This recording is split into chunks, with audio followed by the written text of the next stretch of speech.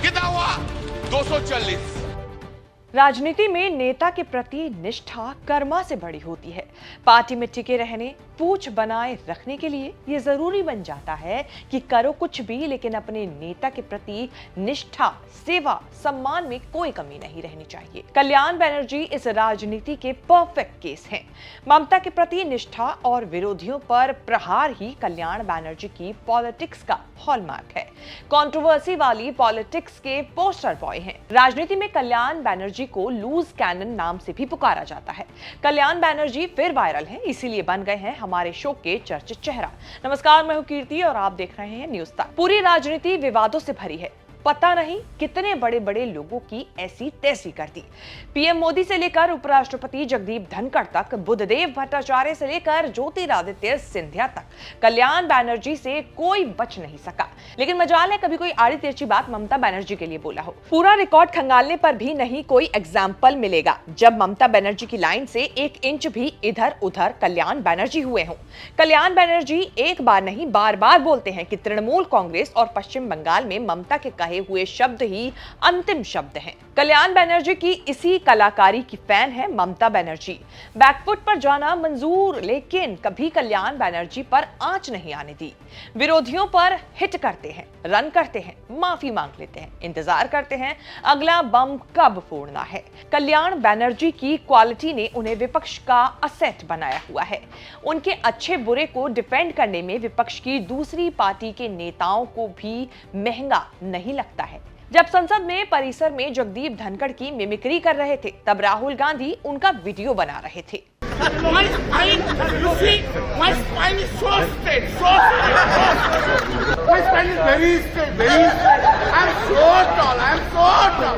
राज्यसभा के चेयरमैन जगदीप धनखड़ से विपक्ष की कभी बनी नहीं। कल्याण बनर्जी की धनखड़ से लड़ाई तो और भी पुरानी है। जब धनखड़ बंगाल के गवर्नर थे, तब से उनके खिलाफ विरोध प्रदर्शन करते रहे हैं। 2022 से धनखड़ वर्सेस विपक्ष चल रहा है। धनखड़ को सबक सिखाने के लिए जब कोई और उपाय नहीं सूझा तो आना पड़ा अविश्वास प्रस्ताव लेकर। हालांकि जिस सदन को धनखड़ हेड करते हैं वहां कल्याण बनर्जी नहीं होते, लेकिन धनखड़ के खिलाफ विपक्ष की राजनीति के पोस्टर बॉय बन चुके हैं। आपसे ज्यादा स्मार्ट इधर कोई नहीं है, कोई जेंटलमैन नहीं है जो उनको छोड़ के आपको देखेंगे। गुड एक्टर्स भी आया, लेकिन उनको नहीं देखता है, आपको ही देखता है सर, आपको। जब भी धनखड़ सर्च किए जाएंगे, सर्च इंजन रिजल्ट में कल्याण बनर्जी को दिखाया जाएगा।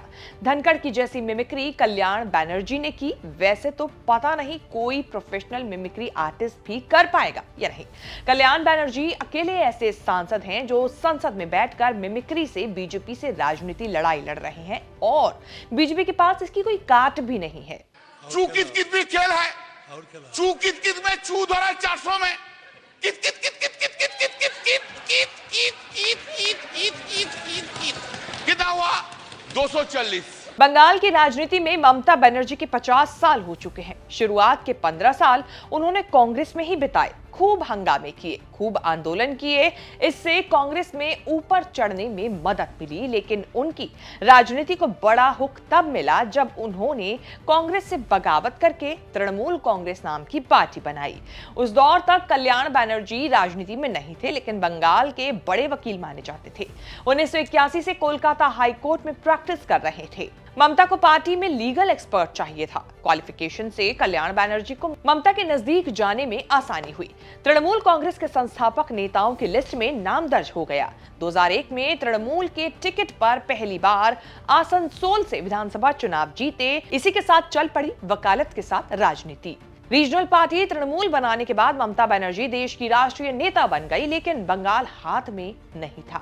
2005 और 2006 के आसपास ममता ने राजनीति को नया टर्न दिया। फिर से आंदोलनकारी ममता का लिबास धारण किया।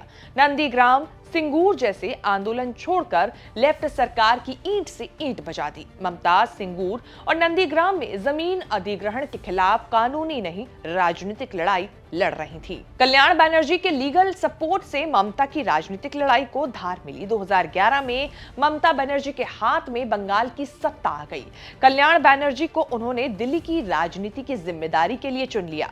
2009 में हुगली जिले की सेरामपुर लोकसभा सीट से चुनाव जीतकर कल्याण बनर्जी संसद पहुंच गए। तब से संसद की ही राजनीति कर रहे हैं। 2011 के बाद ममता बनर्जी को कोई बंगाल में हिला नहीं पाया।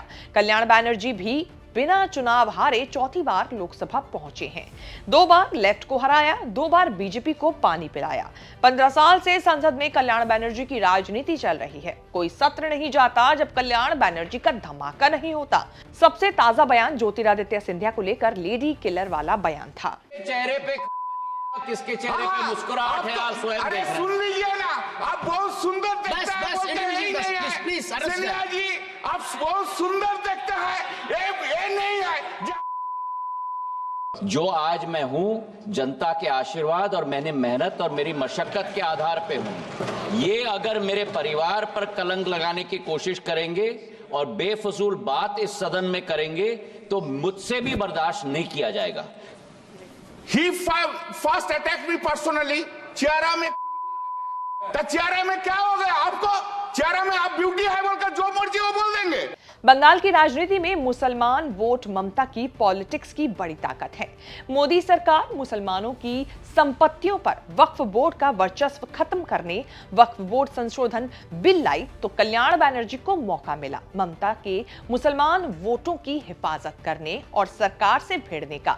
जेपीसी की बैठक में जगदंबिका पाल से भिड़ गए। नौबत यहां तक आई कि बैठक में बोतलों से मारपीट होने लगी। कल्याण बनर्जी कहने से नहीं चूके कि मुसलमान जहां कहीं भी नमाज अदा करते हैं वो जमीन खुद ब खुद वक्फ संपत्ति बन जाती है।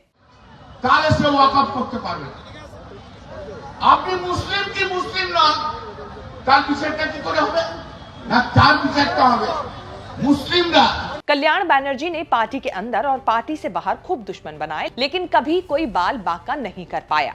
ममता बनर्जी के भतीजे अभिषेक बनर्जी को पार्टी में नंबर 2 और ममता का उत्तराधिकारी माना जाता है, लेकिन कल्याण बनर्जी को जब मौका लगा उन्होंने अभिषेक बनर्जी को लपेटा। अभिषेक बनर्जी के पर कतरने के लिए कल्याण बनर्जी ये कहने से नहीं चूके कि पार्टी और राज्य की नीतियां ममता तय करती हैं। किसी को ऐसा कोई काम नहीं करना चाहिए जिस पर ममता के हस्ताक्षर ना हो। लूज कैनन कहे जाने वाले कल्याण बनर्जी विरोधियों की परवाह किए बिना किसी से भी भिड़ जाते हैं, लेकिन राजनीति में उनकी पहचान किसी शानदार स्पीकर की नहीं बनी। अनाप शनाप बोलने का लंबा इतिहास है। 2021 में उन्होंने सीता हरण की तुलना हाथरस रेप केस से कर दी थी।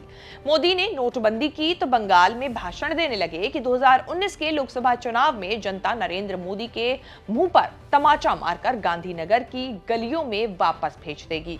मोदी चूहे की तरह गुजरात भागेंगे। बुद्धदेव भट्टाचार्य बंगाल के सीएम थे, तब बोल गए कि उन्हें 3-4 महिलाओं को सामने बिठाकर स्कॉच पीने के अलावा और कोई काम नहीं है। तो कुछ इसी तरह कल्याण बनर्जी राजनीति के साथ साथ अपने विवादित बयानों को लेकर भी चर्चा रहे और इसी को लेकर चर्चित चेहरे में हमने आपसे बात की कल्याण बनर्जी के बारे में। उम्मीद है आपको आज की हमारी रिपोर्ट पसंद आई होगी। इसको लेकर अगर आपको कुछ हमें कहना है तो आप कमेंट सेक्शन में जाके हमें जरूर बताएं।